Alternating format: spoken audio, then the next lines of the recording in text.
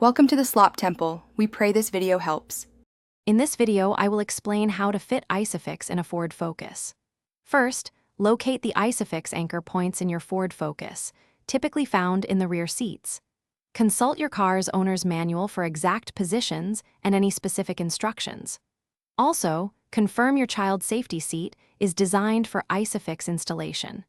Before you begin, ensure the area is clear of any items that might obstruct the process. This preparation ensures a smooth and safe installation. Now, let's find those Isofix anchor points. In most Ford Focus models, you'll see small labels or symbols on the seat fabric indicating their location. The anchors themselves are sturdy metal bars, usually hidden between the seat back and the seat cushion. Sometimes, you might need to press down firmly on the seat cushion to fully expose these anchor points. They are designed to be robust and secure. With the anchor points located, it's time to attach the child seat. Extend the Isofix connectors from your child's safety seat. Carefully align these connectors with the metal anchor bars in your Ford Focus. Push the child seat firmly towards the car's seat back until you hear a clear, audible click on both sides.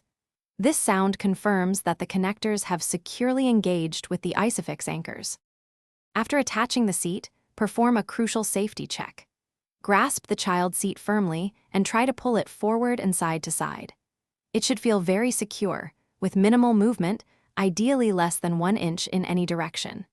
If your child seat includes a top tether or a support leg, make sure these are also correctly installed and adjusted according to the manufacturer's instructions for maximum safety. Thanks for watching. Consider subscribing if we helped you.